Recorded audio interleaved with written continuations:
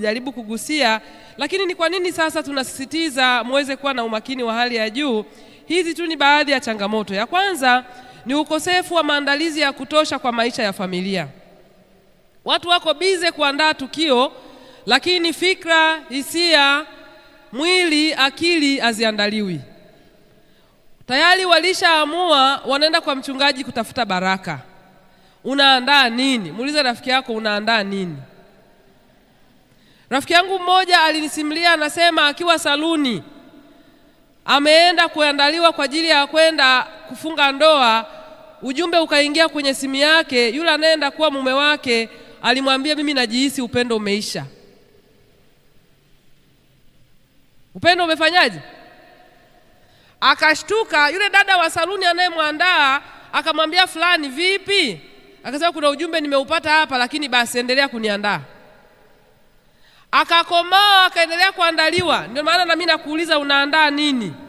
Kaendelea kuandaliwa, hizo katani zikafungwa vizuri na kaendelea vizuri kukobolewa ule uso wake, na akapakwa vile vitu vyeupe mnapakwa vile uso kama nyau. Wakati wewe ni mrembo, siku ya harusi unakuwa kama nyau nusu. Unakuja kabinti karembo, siku ya harusi akitokeza ni mwingine. Nenda kujaribu. Haya, unaandaa nini? Yule kaka alimwambia, mimi upendo umeisha. Dada akakomaa kufika harusini. Yule kaka hakutokea kwa wakati, mpaka alienda kutafutwa na rafiki zake. Alikuwa amegomea huko saluni, ametoka saluni ameshaandaliwa, yuko kwenye room yake amejifungia. Marafiki wakaenda kumfuata, wanamgongea, vipi? Akasema, mimi nasikia tu upendo umeisha, fulani simpendi tena. Na ni siku ya harusi. Ni dalili za hatari. Hadi ninavyoongea hivi sasa ile ndoa haipo, waliachana, akaachana, akabaki na waliachana, wakalea. Sasa hivi wana mtoto mmoja. Kwa hiyo ile mtoto analelewa na mama yake. Baba alisema upendo umeisha, na ndoa hiyo haikudumu muda mrefu. Miaka 2 ilikuwa ni mingi, ndoa ikawa haipo. Kwa hiyo sikiliza hisia, jiulize unaandaa nini? Excuse me. Kwa hiyo ili kutimiza ahadi na kuishi kwa karibu na mwenzi wako, mtu anahitaji kukuza matumaini, uvumilivu, ukarimu, ufanye mazoezi ya msamaha. Kama hujaweza kusamehe, wadogo zako hujawasamehe, baba yako kuna kitu alifanya hujamsamehe, mwenzako darasani hujaweza kumsamehe, kwenye ndoa bado. Maana kwenye ndoa tunaenda kufanya mazoezi ya kusamehe kila wakati. Unasamehe tu hata hujaombwa msamaha. Lakini kama wewe msamaha wako una masharti mpaka uombwe msamaha ndio usamehe, bado. Kaa kwanza ujifunze kusamehe kabla hujaombwa msamaha. Unajua wewe kwa kuzaliwa tu, kwa kuishi tu, kapumua hewa hapa duniani, wewe pia ni chanzo cha matatizo. Kwa hiyo usegemee kwamba wewe ndio utakuwa unakosewa tu. Jipange kwamba kuna uwezekano ukawa umetafsiriwa umekosea, kumbe wewe hujamaanisha. Lakini kwa kuwa mwenzako amejihisi umemkosea, omba radhi bila kusegemea kuomba radhi. Haleluya. Piga picha, unapita njiani, unatembea, ukamkwaa mtu, ukajikwaa kwa mtu. Nani anapaswa kuomba samahani? Aliyekwaliwa au aliyekwaa? Wote waliojibu aliyekwaa hamjatosha kuolewa wala kuoa. Anayepaswa kuomba samahani ni aliyekwaliwa. Kwa uwepo wake tu pale njiani amesababisha disaster. Na wewe dada, kwa kuolewa tu na huyo kaka, kwani angekuwa peke yake angejikwaa? Asingejikwaa. Badili mtazamo wa samahani, usitegemee uombwe samahani. Wewe kwa kuishi tu ni chanzo cha matatizo. Kuwa mwepesi kuomba samahani. Kwani mimi hapa nilipo naweza nikajikosea mwenyewe? Si ni ngumu? Wewe kwa nini uzaliwe sasa? Kwa nini uwepo sasa? Ndio umenisababishia nimeumia. Omba samahani kabla hujasubiri kuombwa. Haleluya. Vinginevyo hujatosha kuolewa. Umakini, ujasiri. Mtu mmoja ameandika haya maneno mashauri ninayoyatoa, ukosefu wa maandalizi ya kutosha kwa ajili ya maisha ya familia. Huyu na mwenzake anaitwa Abadi pamoja na Fenoi, mwaka 1988. Anashauri jambo moja, anasema hatari kubwa iko hapa. Wavulana, sema naam, wavulana hawajaandaliwa kukataa posa. Familia nyingi na tamaduni nyingi zinawaandaa wadada kuambiwa mtu akija hivi na hivi usikubali. Wakaka wameambiwa lini kukataa. Matokeo yake mkaka akifuatwa na mdada anasema hii nyota ise, yani hata sija struggle kumpata ise, kaja mwenyewe. Anakubali maana ametengenezewa mazingira. Wakaka tunawaandaa kupitia mikutano hii, na nyie mwe mnakataa baadhi ya posa sio nzuri. Yani eti mtu amejitegesha mwenyewe kaingia line, sasa mimi nifanyeje sasa? Sasa mimi nifanyeje? Hapana, hakuna cha kuingia line na wewe una uwezo wa kukataa. Siku hizi kuna wenye manati, hata wasichana wana manati. Siniwaambia jana na wasichana anakuja na nati lake anavuta nywi, kauka. Haleluya. Ana nati lake kakuvulia manyonyo, uone manyonyo, kauka, komaa. Hatujawaandaa ndio vya kutosha kukataa posa, lakini komaa, kataa. Haleluya. Usiwe na low self esteem mpaka kiasi kwamba unaona yeyote yule aliyejirengesha amekutaka. Amenitaka, ukimwona tu anavyoniangalia ameshanitaka. Wewe komaa. Haleluya. Haya, jipange kukataa posa. Sasa jambo jingine, changamoto nyingine ni matumizi yasiyo ya kweli ya upendo wa kimapenzi. Sinema, televisheni, riwaya, hadithi fupifupi zinatoa picha ya uhusiano wa ndoa isiyo ya ukweli. Kupitia uchochezi huu, watu wanaingia kwenye ndoa wakiwa na matatizo mengi tayari. Kuna wadada wengi na wakaka wengi wanaishi maisha ya kitamthilia. Anaongea kitamthilia, well, nitaangalia. Kwani akinichiti itakuwaje? Kichiti ni Kiswahili ni Kiingereza? Yani unaongea kitamthilia, unabehave kitamthilia, majibu yako umebezi kwenye tamthilia. Matokeo yake maisha yako na unaishi kuigiza, sio wewe. Unavaa kwa sababu ulimuona fulani kwenye mitandao amevaa. Kwa hiyo sio wewe tunayekuona hapa sio wewe. Kuna mwigizaji fulani ambaye umemuiga na matendo yake ndio wewe unataka uyaishi kwayo. Hapana, hiyo ni matumizi yasiyo ya kweli ya upendo wa kimapenzi. Mtu mwingine anamquote mwigizaji. Anasema unaona fulani, naomba nisiwataje maana tuko public. Unaona fulani alipokuwa na mchiti fulani pale kwenye movie fulani. Hizi dalili nimeziona na mimi mchumba wangu anazo hizo. Wenzako wamekaa wakaigiza, alafu unataka kumpatiliza mtu makosa yake. Usiishi kitamthilia, ishi uhalisia. Umeisoma hiyo? Maisha ya kitamthilia, umagharibi, mtu anadhani kwa kwenda Uingereza tu ndio swaga. Unajua mimi sijapanga kuolewa saa hizi, baba mkubwa yuko UK, imagine aliniambia kwamba nitakapomaliza degree ya kwanza mpaka nende UK kwanza nikafanye masters. Wewe. Yaani baba mkubwa kuishi Uingereza haikusaidii lolote wewe. Kama kaolewa anza maisha wewe. Shauri lako. Mimi nakuuzia mawazo. Mume wako ndio anajua hatima yako. Baba mkubwa kuna siku hata simu akupigii. Tengeneza maisha yako hapa Bongo, uuze nyanya na dagaa watoto wale. Shauri lako. Vyombo vya habari vinasisitiza upendo wa kimapenzi wa mchanganyiko usiokaribiana na hali halisi zinazobadilika. Ukienda kwenye mabasi, mapenzi wanayoonyesha sio halisia. Ukiangalia movie, ukiangalia hivyo vitu mnaangalia kwenye Instagram wapi, mapenzi sio halisia. Yote ni uigizaji mtupu. Kwa hiyo vichwa vyenu vimetwaliwa kule, tafsiri ya mapenzi yaliyo halisi imepotea na kutoweka. Mungu atusaidie turudi nyumbani. Haleluya. Changamoto ya 3. Ukosefu wa elimu kuhusu maana sahihi ya ngono. Hali maarufu kama manati. Simeondoka na neno letu la manati, sawa kinikuta mahali ambia madamu, unakumbuka manati? Nasema ndio, ulikuwepo kwenye mkutano. Sasa tafsiri au elimu maana sahihi ya ngono imepambwa na kuonyeshwa kama ni jambo fulani ambalo ni la kawaida tu, mtu anaweza akafanya tu na linavumiliwa tu, yani stay together naye tu, akaishi naye tu, na kisha wakahalalisha tu, wakafunga ndoa wakiwa wajawazito tu. Na kanisa wakati mwingine nao linajisahau, wazazi nao wanajisahau, wako tayari kuficha aibu ya siku ya harusi kwa gharama ya kudhalilisha kanisa na watoto wake kuingia kwenye ndoa wakiwa na mahusiano yaliyo machafu. Jamani, mliokuja kwenye semina tushinde.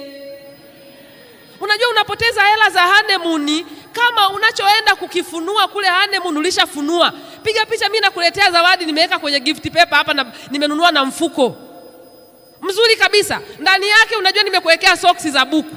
Hiyo zawadi utaifurahia. Hizo hela za honeymoon nifanyia biashara wa banda la kuku, kajengee banda la kuku. Unaenda kufanya nini kule honeymoon? Tayari ulishaona zawadi kwenye boksi.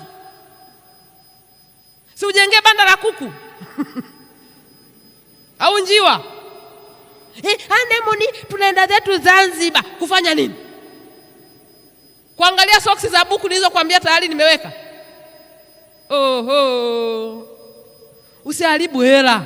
Unamaliza harusi zingine, ni harusi kubwa za ajabu ajabu nitaongea hapa, maharusi ya masifa, hakuna anayeweza kufunika hapa. Hakuna harusi mpya, zilisha kuwepo nyingi. Kwa hiyo fanya tukio lako la kawaida lile ambalo linamtukuza Mungu. Unataka kufunika nini? Shela nyeupe ni kitu kipya? Suti ya dark blue au nyeupe ni mpya? Yaani unakomaa kwenye vijimambo. Ni siku yangu. Uliziumba wewe zile 7. Moja ni ipi ya kwako? Ya kwako ni ipi kati ya hizo 7? Hapana.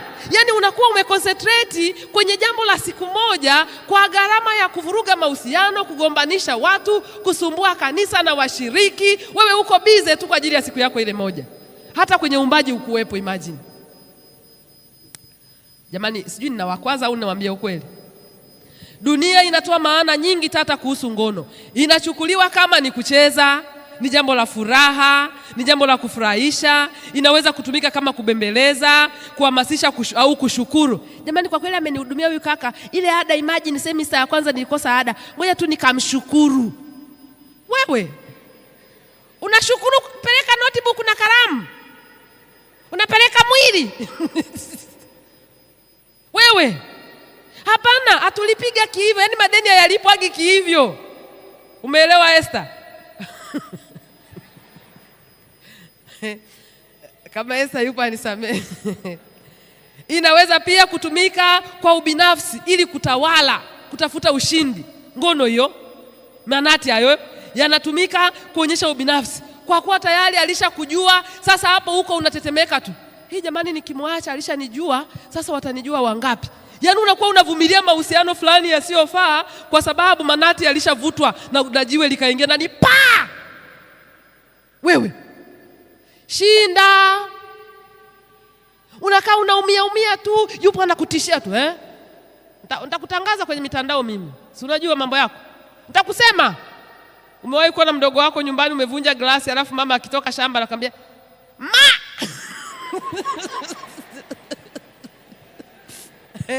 Mbona mmecheka sana? Unatetemeka, unamkatia kitumbua kikubwa maana atakusema.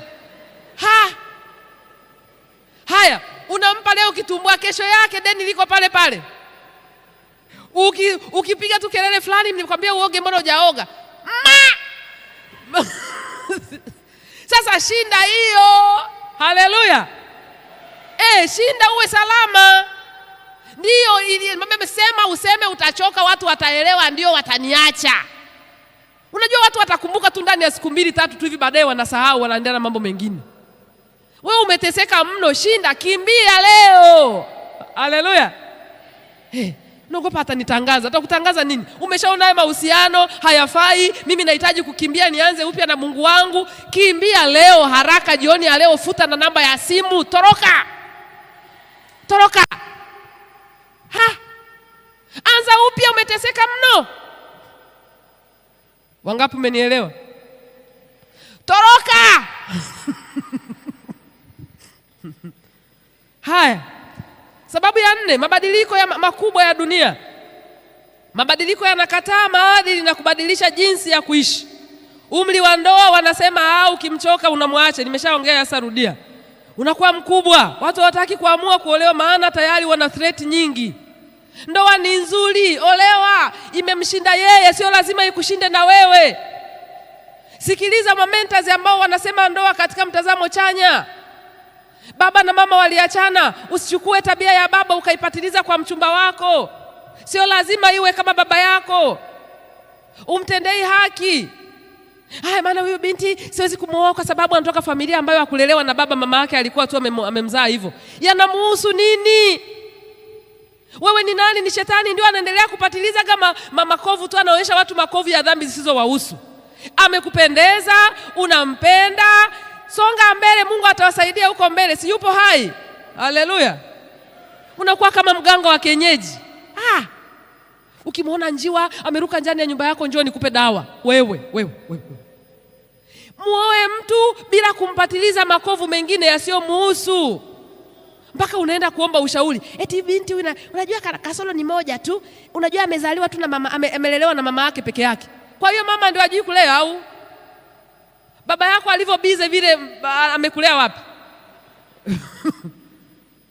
Tusendeane uovu. Haleluya. Ongezeka kwa idadi ya mimba zisizokatishwa. Imekuwa ni ongezeko kubwa. Na mimi ninakwambia wewe mdada ambaye unapambana kutoa mimba, unayenisikiliza, hata ukitoa mimba utabaki kuwa msichana, utakuwa mama wa marehemu. Umesikia? Lile kadi la kliniki huwa wanaandika, hii ni mimba ya ngapi? Andika kwa ukweli. Zilizotoka ni ngapi? Watoto waliozaliwa ni wangapi? Andika kwa ukweli kwenye lile kadi. Unashangaa tu dada hapati mtoto tu, mnahangaika. Acha mara moja mambo ya tabia. Dr. Kingu yupo around, atatufundisha mambo ya afya. Tunza via vyako vya uzazi. Uko bize unatumia P2.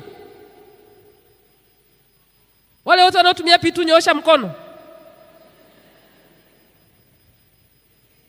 Wewe utamtafuta mtoto. Sitaki kwenda kwenye utaalamu huko, daktari yupo ana authority, lakini tunza via vyako vya uzazi. Acha kutumia madawa ya ajabu ya uzazi wa mpango. Wewe bado ni msichana, jitunze.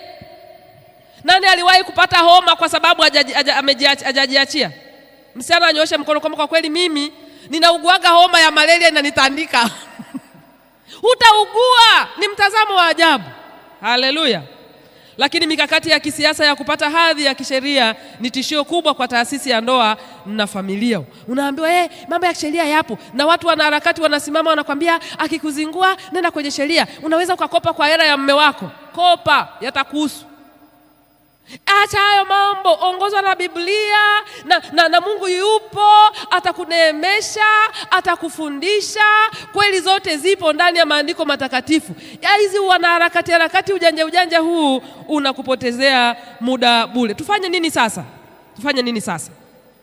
Jambo la kwanza, uwe mstahimilivu divai inapotindika. Uwe nini? Mstahimilivu. Ukisoma Yohana 2:1 anasema, na siku ya tatu palikuwa na harusi huko Kana, mji wa Galilaya, naye mama Yesu alikuwepo. Hata Yesu pia alikuwepo. Harusi yako unayoiandaa, ndoa yako unayoitarajia, mwenzi wako unayemtarajia, bila kumwalika Yesu, divai ikitindika utapata msaada. Umesikia? Mwalike sasa ili awepo. Divai itakapotindika atasolve. Anza na yeye. Watu wanaomba, nitawaambia kuna nadharia 4 hapa za kutafuta mwenzi wa maisha, muda ukiruhusu hata kesho.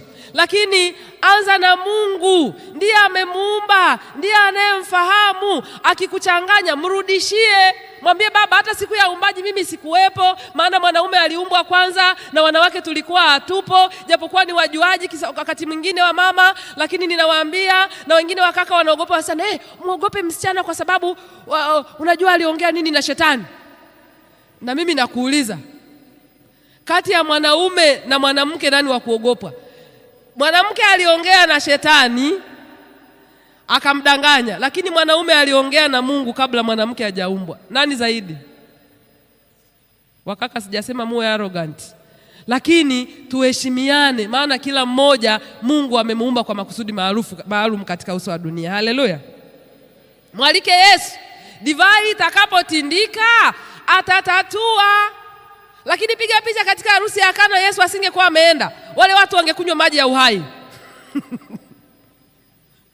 Unaelewa? Wangekunywa maji ya uhai. Je, umemwalika Yesu? Katika ile harusi Yesu alikuwa hakwenda tu, bali alialikwa. Tumia kanuni za kibiblia za uwekezaji kihisia. Ndizo naenda kuzitaja hapa kama chache zipo. Kanuni ya kwanza, linda moyo wako zaidi ya yeyote. Sikia, Mithali 4:23 inasema, linda moyo wako kuliko yote uyalindayo, maana ndiko zitokazo chemchemi za uzima. Moyo ni makao ya hisia, mapenzi na akili. Unapaswa kulindwa dhidi ya udanganyifu, uchungu na wasiwasi usiofaa. Linda moyo wako. Mwambie rafiki, linda moyo wako. Jitathmini mara kwa mara ili kuhakikisha kuwa uwekezaji wako wa kihisia unaendana na mapenzi ya Mungu na si hisia za mpito tu au ushawishi. Linda moyo wako kuliko vyote uvilindavyo. Jambo la pili, samehe kwa uhuru. Samehe, tuseme hili neno samehe. Msamaha ni uamuzi wa mapenzi. Yaani unaposema nimekusamehe, ile sentensi yenyewe tu inamaanisha I love you. Umeelewa eh? Msamaha ni uamuzi wa mapenzi. Kwa hiyo unaposamehe mara kwa mara, unatengeneza moyo unaopenda. Kuna watu hawajui kupenda, tutawaangalia baadaye huko. Yaani hawezi kupenda kabisa. Akifikiri kupenda anajitanguliza yeye. Na yeye anataka aoe. Hawezi kupenda na hajui kupenda. Na definition ya upendo kwake haipo. Anahitaji msaada wa semina.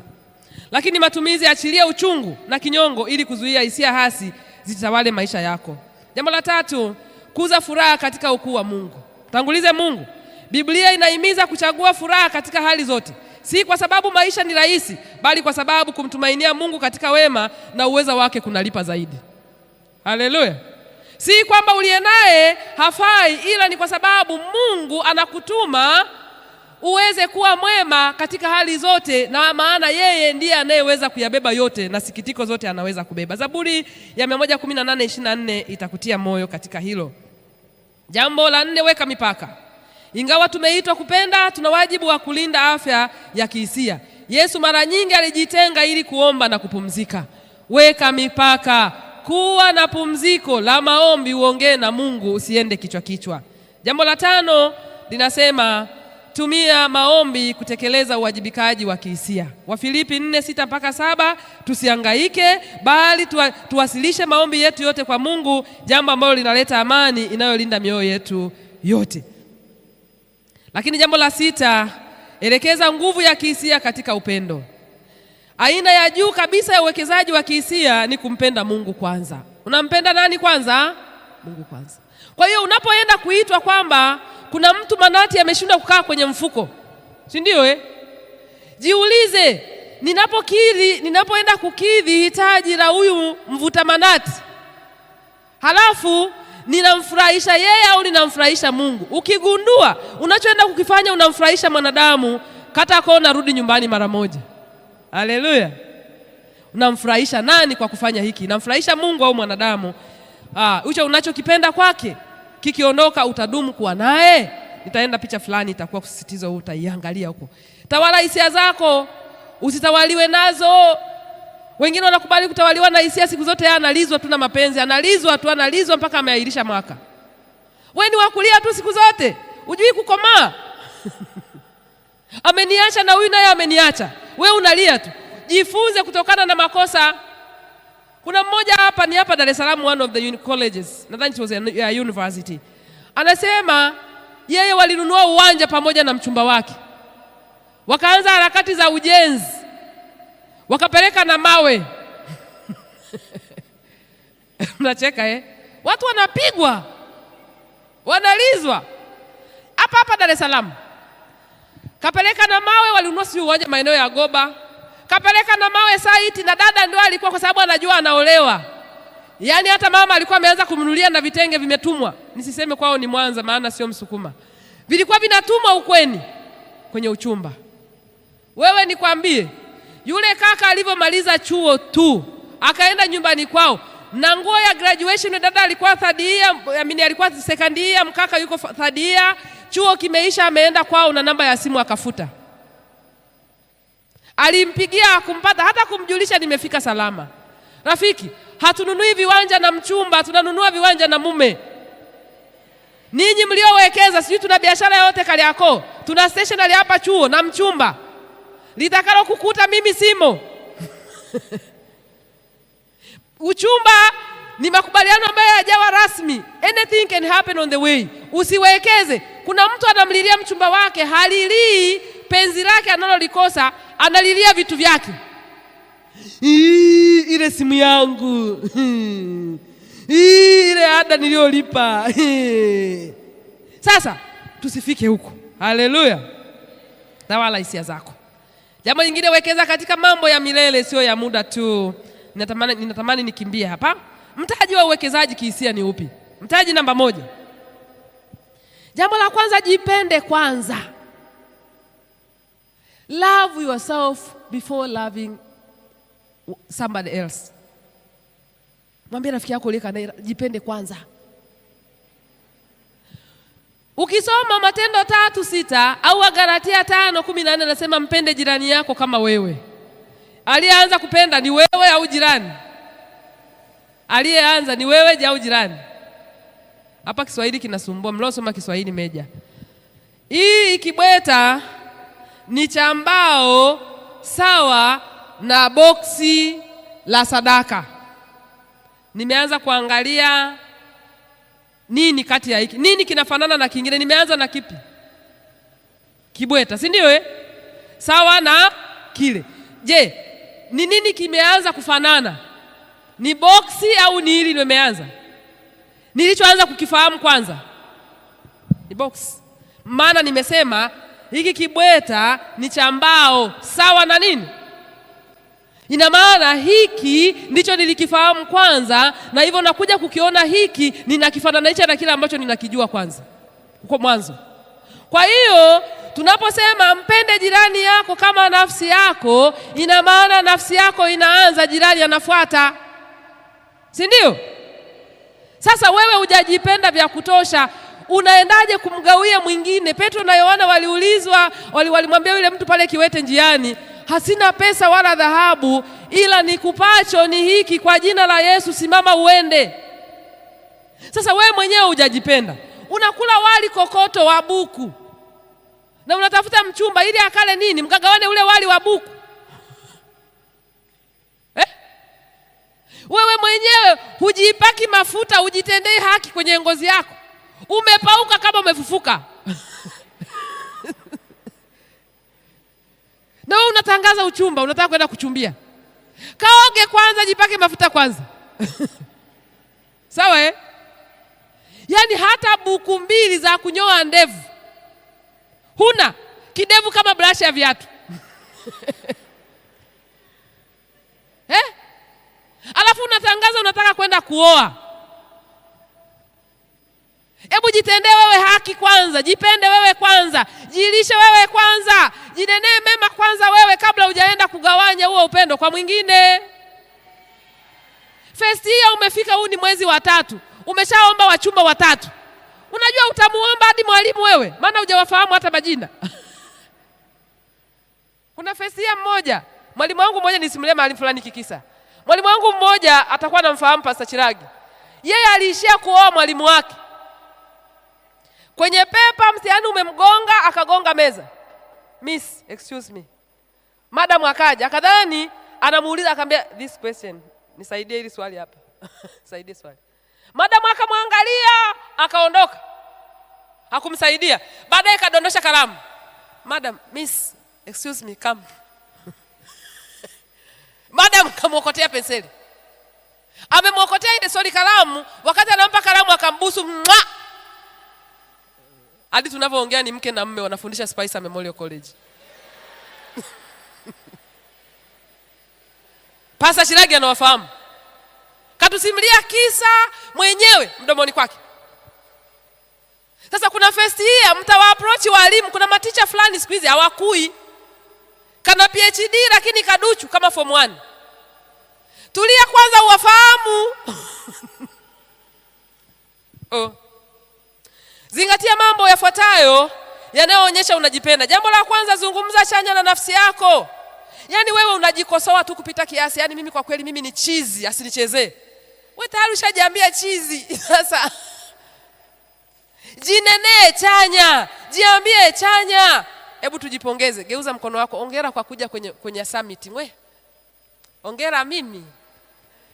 Alafu kuna watu tangu waje face yao hawajakumbatiwa na mtu yoyote. Hebu jikumbatie mwenzako. Jitikise kidogo maana uko alone. Mtu mmoja aliwahi kuimba bora nimpende mama.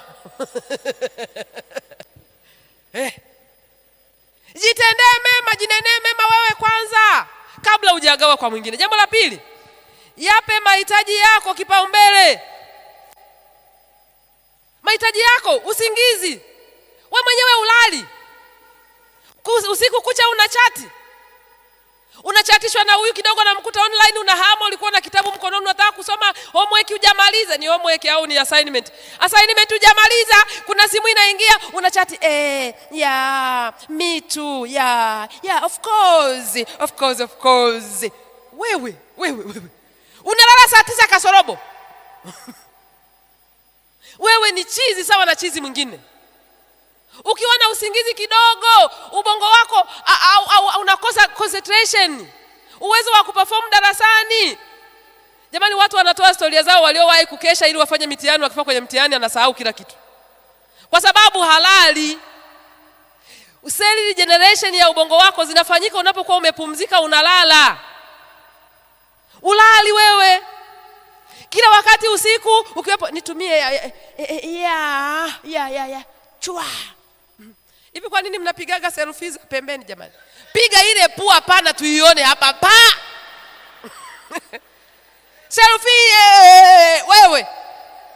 Alafu anapigaga hivi, unaona wakaka. Ngoja niwaambie wanangu wa kiume. Anapigaga hivi. Anyooke tumuone alivyopasi. Lakini unashangaa anapiga hivi. Amebinuka hivi. Wewe amna tu. Sitting allowance haipo. Umekaa kama driver wa tractor sio na shock up. Kubali hali yako, kwani ukikaa unaumia? Eti wewe ambaye amna ukikaa unaumia? Endelea kukaa kwenye mkutano. Shangilie Bwana.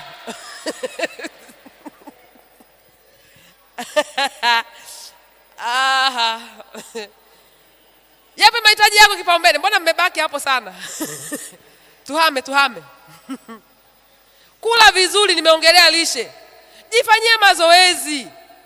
Unasoma shingo hii inakuwa clean siku zote, iko hivi clean. Fanyia mazoezi, regeza shingo yako, jifanyie mazoezi, jimasaji, jitendee haki, jinyweshe vimaji vya kunywa. Unajua usipojitendea wewe wema, utakosa definition ya kumtendea mwingine, maana hujui unachokihitaji. Utajuaje mwingine anachokihitaji? Mahitaji yako wewe mwenyewe uyajui. Unaendaje kugawa moyo kwa mwingine ambaye anategemea umtendee mema, umkee, wakati wewe mwenyewe hujajikea? Itakuwa ni ngumu sana. Kuanzia asubuhi wengine mmekaa hapa hujanunua hata maji ya 500 ya kunywa. Umekauka, unaogopa bomu litaisha. Ukiinua hivi mkono ni chumvi tu, ina ammonium. Iko hivi za hapa. Shida maji ya 500 huwezi kununua. Wenye maji yao jinyweshe maji mara moja hapo. Jinyweshe maji. Jinyweshe, tujue unajipenda. Jinyweshe kama maji. Hebu jipe kama maji. Hapo sawa sasa. Umejitendea wema. Safi kabisa.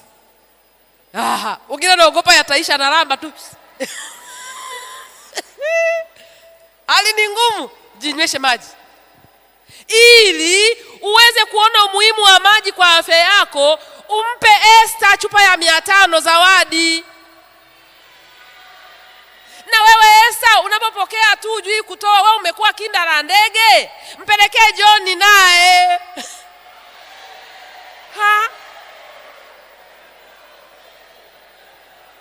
Yaani uchumba mmeanza mwezi huu. Hapo ameshafiwa. Hapo ameishiwa pango la nyumba. Yaani ndani ya mwezi huu umeanza mahusiano. Mwezi huu matatizo yameanza. Ninyi wasichana Mungu anawaona, acheni wizi. Yaani umetamkiwa tu I love you, tayari matatizo yameanza. Mama yangu anauma, in fact kwa kweli niko stressed, niko bored leo. Wewe acha usiwe kibaka. Weka mipaka. Weka mipaka. Jifunze kusema hapana kwa mambo au watu wanaokuchosha au kukuumiza roho yako. Usiposema hapana, hujajua kujipenda. Kuna mambo mengine unasema hapana, hili sitaweza. Watu wana tabia ya kutake advantage of you. Umeona Anatake advantage ya muda wako, anatake advantage ya pesa zako, anatake advantage ya kila kitu chako. Wewe ni yesa. Twende ukanisindikize kwa kile yako. Yesa. Kwa mwendo wa haraka. Yesa. Magomeni. Yesa. Wewe kataa mengine yatakusaidia kujitendea mema. Haya, jambo jingine, fanya huduma na kutenda mema, yatakusaidia kusemwa vizuri, na wewe utajisikia esteem yako kuongezeka. Ni kichoyo, ni bahili hadi anasikia homa. Wakaka, sema naam. Wakaka, fanya tizi la kutoa. Ukiingia kwenye ndoa ni kutoa kwa kwenda mbele na kuonea huruma. Piga tizi saa hizi. Kama hela inakuuma ukiombwa, unasikia kupata homa, utapata malaria na kifadulo. Asemaje? Wapendwa, fanya mazoezi. Umefunga chuo, nenda Kariakoo, mnunulie mama yako kitenge, wadogo zako wanunulie tu viatu na vimadera, nenda navyo nyumbani Mwanza. Ukifika la Gangabilili, niza kama hayo, yeye kama hayo. Hivyo Wasukuma mna kelele. Unapeleka zawadi, unauzoesha moyo wako kufanya tizi la kutoa. Umepita Singida, umekuta kuna vitunguu. Kasado kamoja kanauza shilingi 2500. Bora ukanunue vocha kuliko kumpelekea mama yako vitunguu. Wewe hujatosha kuoa. Unapoteza muda. Unakaa kwa baba mkubwa hapa Dar es Salaam. Ina maana wewe hata siku moja hujakuta bamia pale zimepangwa kwa wingi. Ukachukua hata za buku 2. Kila siku wewe unaenda kupeleka tumbo. Hapana. Unasubiri ukanunue nyumbani kwako, utakuwa umechelewa mno. Anza leo kuepuka kuwa mzigo kwa watu. Ukipenda kuwa mzigo, utashinda kuishi na watu. Kadhalika ninaongea na wadada pia. Usipende kuwa mdada wa kupewa. Ninawaambia, mtaenda kwenye ndoa, habari ya urembo, uzuri, sijui mvuto wako, sitting allowance. Inaonekana alikuwa ananiambia Pastor Makelele pale kwamba ni miezi 3. Ikiisha hiyo, kinachokufanya uendelee kuishi kwa furaha ni tabia yako njema. Yaani ile mshtuko 90 days. Baba alishakuchoka na kuona wewe sawa na dada yako yule mkubwa ambaye hajamchumbia. Kinachokufanya uendelee kuishi pale ni wewe kuwa mtu wa msaada. Tabia yako njema, mama mkwe akija unampikia, unawahudumia ndugu zake vizuri, unamheshimu yeye na kumtendea mema. Ndio vitakufanya usurvive. Lakini ukidhani uzuri wako ndio utakufanya ukae pale, niwaambie hata hilo kalio analisahauga. Umeelewa Kuna watu wamekaa tu hapa, anajua ni nywele tu zitamfanya aolewe. Na kuambia zinasahaulika. Hamjawahi kusikia mtu anatembea na mdada mmoja wa ajabu ameacha mke wake mrembo ndani? Mnaonaga Kama urembo ungekuwa ni kila kitu, hawa wanao cheat hawa, anatoka nje ya ndoa anaacha mke wake mrembo, nywele ziko mpaka mgongoni, pua ni nzuri, kucha kama kobe. Nakwambia wangekuwa waendi kokote. Kuna vitu wanavitafuta ambavyo anavikosa. Wewe unachokijua, kuna mmoja waga anaonyesha kwenye viklipu hapa. Ninajua kufua nguo. Nguo? Sijui mmekaona kale klipu? Labda kwa washing machine. Mmekaona kale klipu? Anamwambia ugali. Ugali. Well, nitajifunza. Mko hapa wengine ni vyuo vikuu. Mmelelewa na wasichana wa kazi. Hata dagaa hujui kuosha. Unaoshaje dagaa kucha ziko kama kobe hapa? Watamaliza mchanga. Rafiki, kaa mkao wa maisha halisia. Umeelewa? Yaani maisha ya movie hayakusaidii lolote. Nimekwambia ni miezi mingapi? Kwenye ndoa, pua aliangaliwi tena, tunaangalia business. Kodi ya nyumba imeisha. Ada za watoto. Mama anaumwa. Baba anataka kusafiri. Nyumba hii ina vumbi. hivi na hivi. Ndio maongezi ya ndani ya ndoa. Habari ya I love you sweet, your shavu is smooth. Wewe endelea na hayo, yanakupotezea muda. Sijui mimi ni 6 pack, kifua changu kina mistari 6. Hayapo huko. Hata uyaoni. Yaani mimi hata sijui Mr. Shimbe kifua chake kinafananaje. Nimesahau, nawaza tu ada watoto wanafungua shule tarehe 7. Sijui hata. Kwa hiyo kama unadhani hayo ndio yanakufanya ukasurvive kule, rafiki, amisha mwelekeo. Umeelewa eh? Inabidi tuwaambie kweli, maana sisi tuko huko. Eti baba, kwani ni uongo ni ukweli? Kweli. Kule nyuma unasemaje rafiki mdau? Kweli. Watu wameoa huko. Yaani uyakumbuki. Lakini kina mama wenzangu wa kizazi cha leo ndio wako busy wanashinda saluni kwa gharama za manunguniko makubwa. Wanaume wanalalamika. Mama anachokijua ni kwenda kushinda saluni. Anasema mimi naenda saluni ya 300,000. Unazitoa ndani hela ambazo hujazitafuta. Alishachokwa, yupo tu. Amesubiri kuambiwa. Ninawaandaa mapema mabinti zangu, nenda ukakae mkao wa kuwa wife material.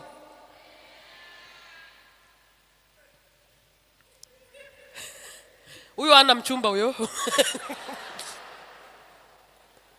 Anaogopa. Anasema ngoja waambie kwanza ili wakishapona ndio niende. Jamani, shiriki shughuli zinazokuletea furaha, amani na nguvu mpya kama kusoma, kutembea kwenye mazingira ya asili, hobi, fanya kazi za mikono, fanya biashara ndogo ndogo nyumbani. Makanisani kwenu mnakotoka, mnakuta kuna makanisa mengine wanakula chakula. Huwa nalilia hili swala siku zote. Una wasichana, mabinti, graduates ambao wako vyuo vikuu, wengine hawajamaliza, wengine wamemaliza, wanaenda kujipanga foleni kwenye chakula kanisani. Wazee wa kanisa hawajapata chakula. Mnasahau kwamba hao wazee wa kanisa wana watoto wao wa kiume wanatafuta wachumba. Mnasahau kwamba hawa mnaweza mkaliona kama ninawaletea ya kizamani ya kina Rebeka, lakini Rebeka kilichomuokoa ni kuwanywesha wale ngamia wa Elieza maji. Akapata mchumba. Na ndio approach tu ile muokoa Rebeka. Leo hii unapanga meza ya chakula, kuna wazee wa kanisa wamekaa hapo, hata hawajaenda kunawa mikono.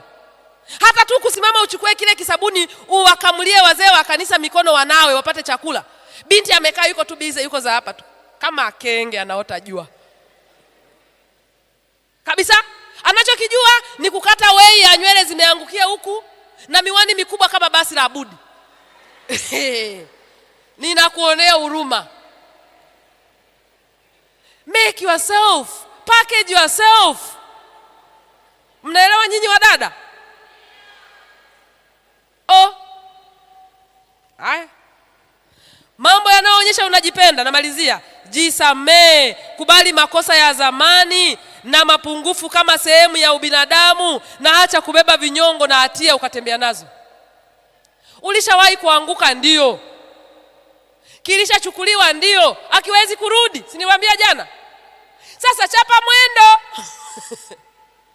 Si ndio? Jisamee, anza upya, restart, refresh maisha yako. Yaani wewe una load tu hapo hapo. Hata hivyo John ananijua, Jacob naye ananijua, Jumanne naye yaani kwa kweli si mimi nani atanioa, na hili libichwa langu jamani, hata ninakomwe. Halina nafasi yoyote. Ukipaka mafuta yanakaa kwenye komwe au yakai? Yamebeba macho yako, hilo komwe limebeba macho alijabeba. Kwa nini unalisumbua? Achana na hilo komwe, lina kazi yake. Limebeba ubongo wako, limefunika ubongo. Chapa maisha, jisamee, songa mbele. Wewe siku zote ni kujisemea tu yaliyo. Jisamee, anza upya. Mungu ni mwenye rehema na pendo, na anasamea watoto wake. Alikuwepo Mariamu Magdalena, alimsamea akamwambia nenda usende dhambi tena. Huyo Mariamu Magdalena ndio alikuwa wa kwanza kwenda kwa kaburini baada ya Yesu kufufuka, na ndiye huyo alikuwa mwinjilisti wa kwanza. Yaani awiligoya ya kwanza ilianza na yule mama aliyekuwa malaya zamani, anaitwa Mariamu. Yesu akamwambia nenda kawaambie wanafunzi nimefufuka. Si ndio? Ni nani huyo? Ni huyu kahaba aliyesamehewa. Haya, Yeriko waliingia kwa kupitia nani? Yeriko waliingia kwa kupitia nani?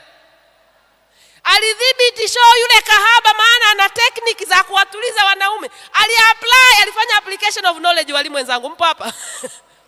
Alifanya application of knowledge ya kuwadhibiti wanaume, akatumia kuwadhibiti hao akina nani? Wanaume wazima, taifa la Mungu, wakafunikwa na mabua, nao wakakubali kulala. Israeli wakapata ushindi. Mungu bado anakuhitaji, usijikatie tamaa. Mungu anakuhitaji, usijikatie tamaa. Rahabu, Mungu alimtumia kuomboa taifa lake. Maria Magdalena, Yesu alimtuma kwa ajili ya uinjilisti.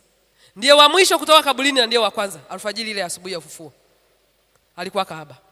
Na wengine wengi. Si justify uovu, ila ninakukumbusha kurudi katika msalaba wa Yesu, maana chini ya msalaba wa Yesu ardhi ni tambalale. Hakuna mwenye wheelchair anashindwa kufika mbele za Yesu, maana ardhi ni tambalale chini ya msalaba wa Yesu. Haya, acha kujilinganisha. Ukitaka ujitendee haki, acha kujilinganisha. Kama una kagauni kako kama Linda, piga hako kila Sabato. Utoe wapi hela zingine? Si hauna na ukupata mkopo.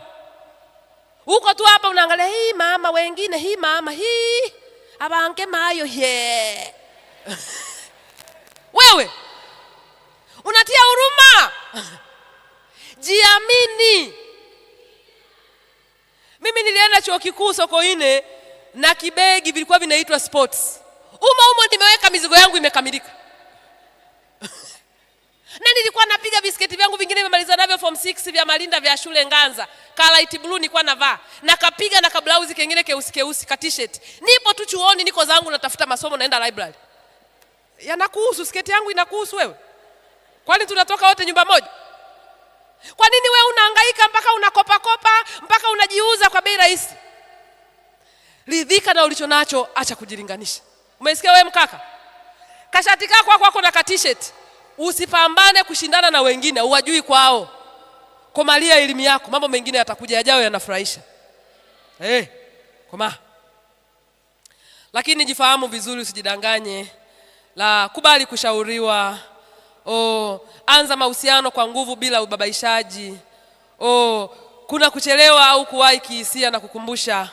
Naomba nisimame hapa kidogo kwa sababu na dakika 9 zimebaki. Katika hili naomba niseme hivi. Mahusiano yanapoanza, wakaka wanakuja na moto mwingi, wadada wanapata moto taratibu. Sawa? Lakini wakipata moto, they mean business. Yaani anakupenda kweli na ameshakubali, mnaanza. Wakati wa kuvunja mahusiano, wakaka wana uwezekano wa kuvunja mapema.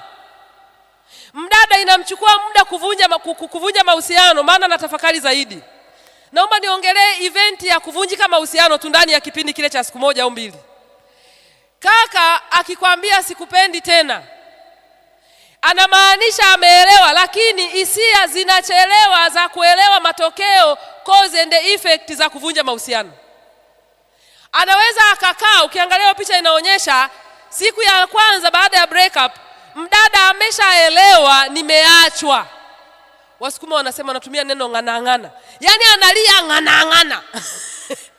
Analia akijua nimeachwa kweli, maana hisia zinawahi kuja kwamba ni kweli. Hata kwenye msiba, wamama wanalia sana kwenye msiba na kisha wanakomaa, wanachapa maisha, wanaendelea kulea watoto wao, hasa wanapoachwa na wenzi wao. Simeona hilo Wababa hisia zinachelewa, sanduku ziko pale mbele, mwili umewekwa.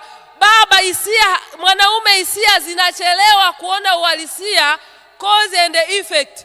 Siku ya msiba anasalimia kila mtu, anawahagi, anasema shemeji asanteni sana. Kwa kweli Mungu amempenda zaidi, na maneno mengine kama hayo wanaoongea ambao sio Waadventista. Hai. Anaongea na unamwona amekauka. Nikwambie, baada ya msiba kuisha ndio anaanza kulia upya, na ndio maana wanaoa mapema. Umeona Yaani baada ya miezi 3 anaenda nyumbani anakuta hakuna mtu. Ndio anaanza kumbe alikufaga Anaenda jikoni anakuta hamna chakula. Kumbe ule msiba matokeo yake ni kukosa chakula Kwa hiyo anapotangaza ndoa ndani ya miezi 2-3, ndio hapo ameuelewa msiba umeingia kwenye moyo, sasa hisia ndio zimekuja hivyo.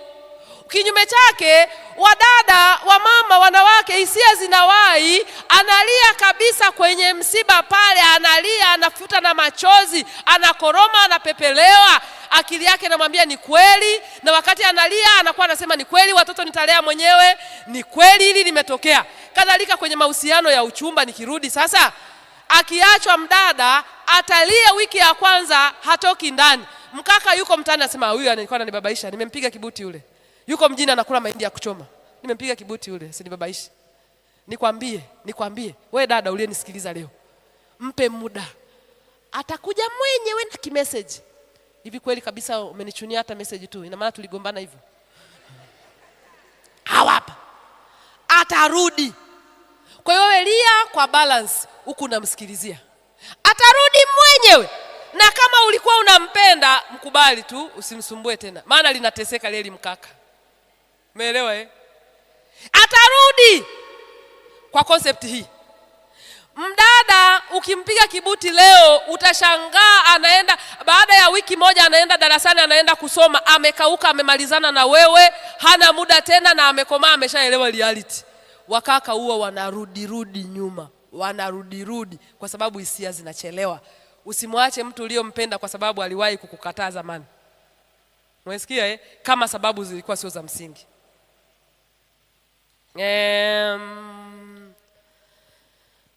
Aya, nina dakika zangu 5.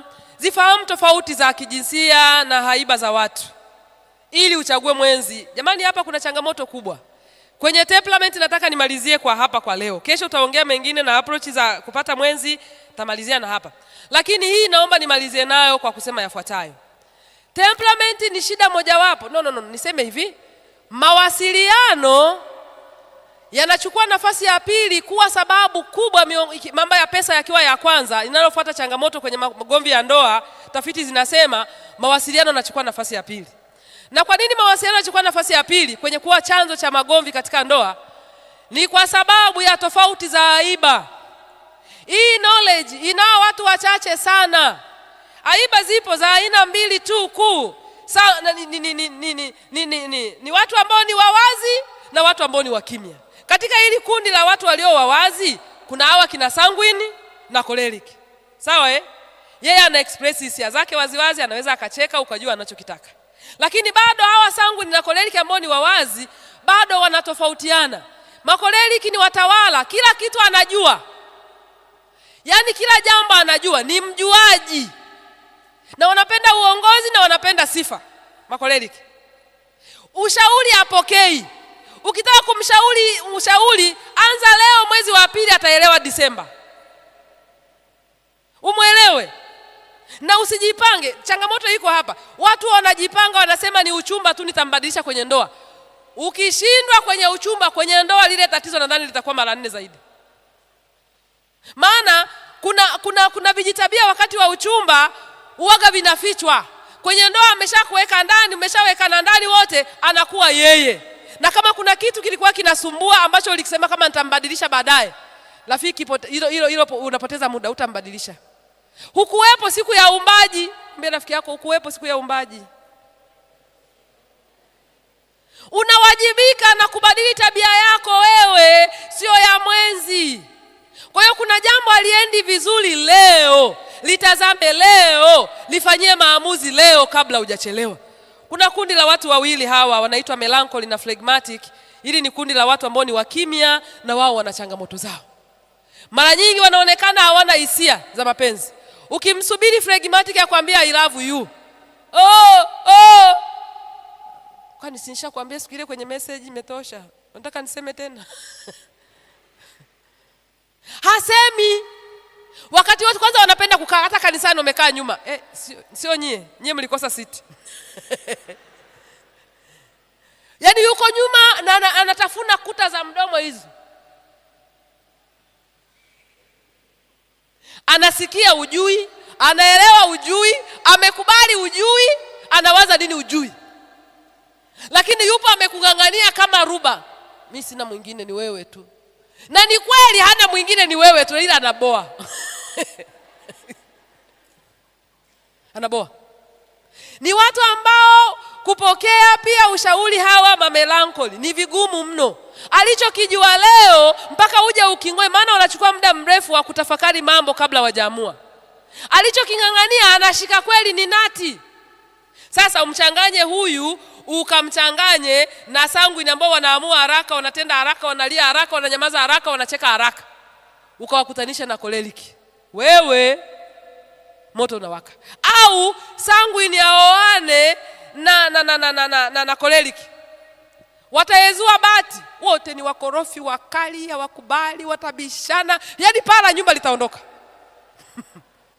Kwa hiyo ni vizuri kufanya mix and match. Wataalamu wanashauri hivi, ninapomalizia hapa, wataalamu wanashauri hivi.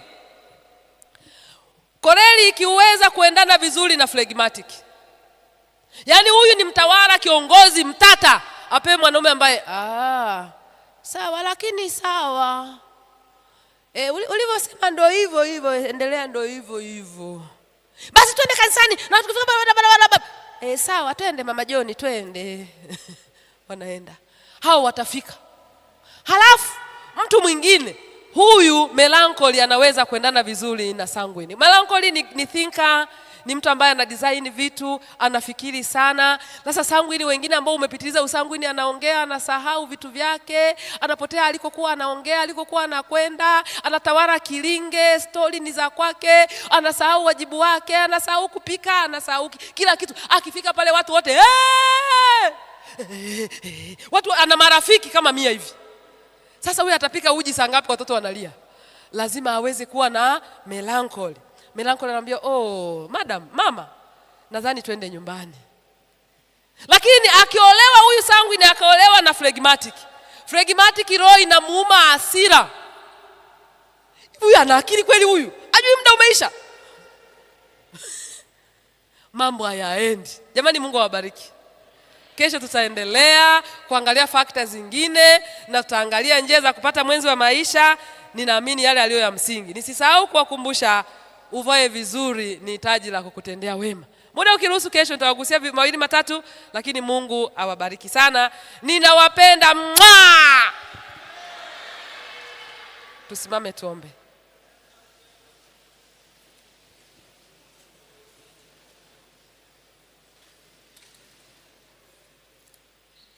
Mtakatifu, mtakatifu Mungu wetu na Baba uishiye juu mbinguni. Hii ndio jumla ya mambo yote yamekwisha kusikiwa kwa siku ya leo. Ulikuwepo tulipoanza kipindi na umekuwepo hata katika tamati ya kipindi hiki. Chochote kilicho chema ambacho watoto wako wamechukua kama notes au take home, Mungu wa mbinguni kakizalishe ikapate kuwa mbegu njema kwa ajili ya maamuzi yao, kwa ajili ya maisha yao na mstakabali wa maisha yao ya ndoa. Kuna tabia zisizofaa tumezigusia. Hebu kugailisha na kuailisha na kuchukulia kawaida kusiwepo katika mioyo ya watoto wako. Lolote lililo la kuacha likaachwe mara moja. Lolote linalopaswa kutorokwa litorokwe leo hii wala sio kesho. Kwa mamlaka ya jina la Yesu Kristo tumeomba, amina.